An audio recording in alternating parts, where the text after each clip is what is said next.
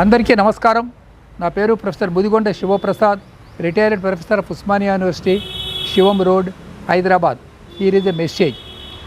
1925వ సంవత్సరం అంటే సరిగ్గా నేటికి 100 సంవత్సరాల క్రితం మహారాష్ట్రలోని నాగపూర్ అనే ఒక ప్రాంతంలో ఒక అద్భుతం వంటి సంఘటన జరిగింది. ఆనాడు కేశవరావు బలీరామ్ పంత్ అనే పేరు కలిగినటువంటి ఒకనొక మహాపురుషుడు ఒక సామాజిక సంస్థను స్థాపించాడు. ఆ సంస్థ పేరు రాష్ట్రీయ స్వయం సేవక సంఘ్. ఆ సంస్థకు ఇప్పుడు సరిగ్గా 100 సంవత్సరాలు. అనగా ఆ సంస్థ పుట్టి ఇప్పుడు 1925 దాటి 26లోకి వచ్చాం కదా. ఈ ఉగాదికి సరిగ్గా 100 సంవత్సరాలు. మరొక విశేషం ఏమిటంటే ఉగాది నాడు కేశవరావుజీ అనే పేరు కలిగినటువంటి ఆయనే డాక్టర్ జీ అని పిలుస్తారు అందరూ. ఎందుకంటే ఆయన డాక్టర్ చదువుకున్నాడు. ఆయన వైద్యం చేయకపోయినప్పటికీ ఈ జాతికి పట్టిన రోగం ఏమిటో కనుక్కొని దానికి వైద్యం చేశాడు. ఈ జాతికి పట్టిన రోగం ఏమిటి అంటే ఈ దేశంలో ఎవరి దగ్గరికైనా వెళ్ళి చూడు అడగండి, మీ పేరు ఏమిటండి అంటే పేరు ఏదో చెప్తాడు. అయ్యా మీరు ఎవరండి అంటే మేము రెడ్లం అండి అని చెప్తాడు. లేకపోతే మేము చౌదర్లం అండి అంటాడు. లేకపోతే మేము దళితులం అంటాడు, మేము బ్రాహ్మణులం అంటారు. మీ పేరు ఏమిటంటే వాళ్ళ కులం పేరు చెప్తారు. అంతేగాని మేము భారతీయులం అని చెప్పరు ఎవరు. మీరెవరు అంటే మేము భారతీయులం. ఆసేతు సీతాచలం వాళ్ళకు ఉన్నటువంటి భాష, ప్రాంత, రకరకాలైనటువంటి భేదాలు ఉన్నాయి కదా. వీటికి అతీతంగా ఇదంతా ఒకే దేశము అని భావించేటువంటి భావన కొరబడటం వల్ల ఈ దేశం బలహీనమైపోయింది అన్న విషయాన్ని డాక్టర్ జీ గమనించారు. మరి దీన్ని ఎలా చేయాలి? ఆనాడు ఆయన పుట్టినప్పుడు స్వాతంత్రోద్యమం చాలా తీవ్రంగా ఉండేది. ఆయన జన్మసిద్ధంగానే దేశభక్తుడు. జాతీయోద్యమంలో పాల్గొన్నాడు. ఖద్దర్ టోపీ ధరించి కాంగ్రెస్ ఉద్యమంలో పాల్గొని విదర్భ ప్రాంతాల్లో సుప్రసిద్ధమైన కాంగ్రెస్ నాయకుడుగా ఉన్నాడు. వాళ్ళందరి దృష్టి అప్పుడు ఒకే సిద్ధాంతం మీద ఉండేది. అదేమిటంటే ఎట్లాగైనా సరే భారతదేశం నుంచి ఈ విదేశీయుల్ని అనగా ఆంగ్లేయుల్ని బయటికి పంపించేసినట్టయితే మన దేశానికి స్వాతంత్రం వస్తుంది అని వాళ్ళంతా భావించారు. కానీ డాక్టర్ జీ అలా ఆలోచించలేదు. అసలు వాళ్ళు ఎలా రాగలిగారు? కాబట్టి ఇక్కడ ఏదో ఒక బలహీనత ఉండబట్టి కదా. అంటే మీకు చిన్న ఎగ్జాంపుల్ చెప్తాను.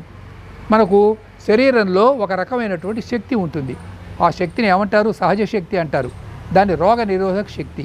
అది కనుక బలహీనమైపోయినట్టయితే మిమ్మల్ని చిన్న చీమ కుట్టినా దోమ కుట్టినా సరే మీకు అనారోగ్యం వస్తుంది. కాబట్టి బయట నుంచి వచ్చే అనారోగ్యం కన్నా ముందు మనం ఏం చేసుకోవాలి? రోగ నిరోధక శక్తిని పెంచుకోవాలి. కాబట్టి విదేశీయులు ఎందుకు వచ్చారు? విదేశీయులు ఎలా ఈ దేశాన్ని పరిపాలించారు? దీనికి మూల కారణం ఏమిటి అన్న విషయాన్ని ఆయన భావించి ఈ దేశంలో హిందువులు అన్నటువంటి వాళ్ళు అనాదిగా అంటే కొన్ని వేల సంవత్సరాలుగా దీన్ని మాతృభూమిగా పితృభూమిగా భావిస్తున్నారు. కానీ వాళ్ళలో సంఘటన లేదు. సంఘటన అంటే ఆర్గనైజేషన్ లేదు. వీళ్ళు కలహించుకుంటూ ఉన్నారు. కాబట్టి ఎక్కడి నుంచో వచ్చినటువంటి వాళ్ళు ఇక్కడ ఉన్న అల్లూరి సీతారామరాజును చంపేశారు. తెలుసునా అండి? ఈ అల్లూరి సీతారామరాజును చంపడానికి తుపాకీ ఎక్కిపెట్టిన వాళ్ళు ఎవరో తెలుసునా అండి? బ్రిటన్ నుంచి వచ్చిన వాళ్ళు కాదు. అక్కడ గోదావరి జిల్లాలో ఉన్నటువంటి పోలీసు వాళ్ళు. అంటే వాళ్ళు కూడా ఇక్కడ వాళ్ళే. విన్నారా? వీరపాండ్య కట్టబొమ్మను చంపడానికి వచ్చిన వాళ్ళు ఎవరు? తమిళనాడులో ఉన్నటువంటి తమిళియన్సే. జలియన్ వాలా బాగ్లో కొన్ని వేల మంది సిక్కులను చంపారు. ఆ చంపింది ఆజ్ఞ ఇచ్చినవాడు డయ్యర్. కానీ చంపినటువంటి పోలీసులంతా ఎవరు? పంజాబీలే. విన్నారా? ఈ విధంగా ఇక్కడ ఉన్న వాళ్ళు ఇక్కడ ఉన్నటువంటి వాళ్ళని చంపుతూ ఉన్నారు. అంటే ఏమిటన్నమాట? ఇక్కడ ఉన్న వాళ్ళనే ఆయుధాలుగా ఉపయోగించుకొని ఇక్కడ ఉన్న ప్రజల్నే ఆయుధాలుగా ఉపయోగించుకొని వీళ్ళలో చీలికలు తీసుకొని వచ్చి ఈ దేశాన్ని శాశ్వతంగా పరిపాలించడం, డివైడ్ అండ్ రూల్. ఈ పాలసీ స్వాతంత్రం వచ్చిన తర్వాత కూడా జరిగిందండి. ఇవాటి వరకు జరుగుతూనే ఉంది.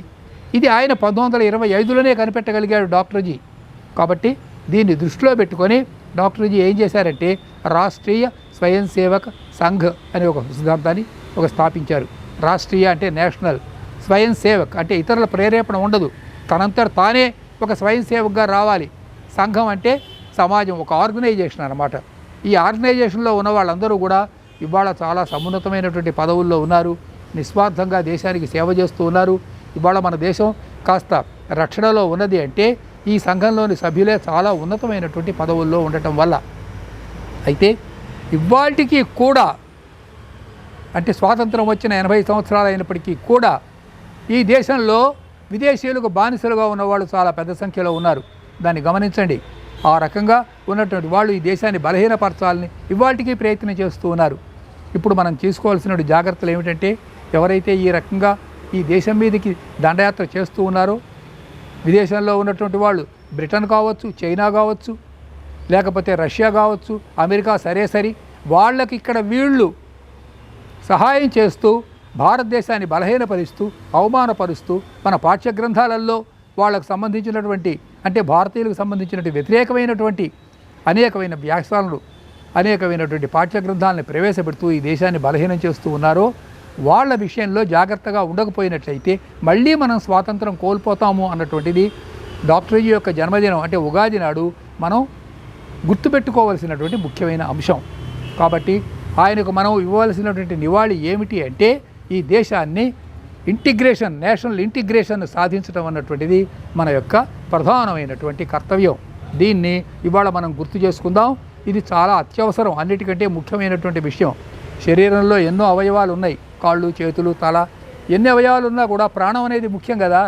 ఆ విధంగా దేశంలో ఏకాత్మతను తిరిగి జాగరణ చేసుకోవాలి అన్నటువంటి డాక్టర్జీ యొక్క సందేశాన్ని ఈ ఉగాది నాడు మళ్ళీ మనం గుర్తు చేసుకుందాం. ఈ ఛానల్ని వీక్షిస్తున్న ప్రేక్షకులందరికీ కూడా ఇదే శుభాకాంక్షలు. నమస్కారం. Mind Media, the voice of India.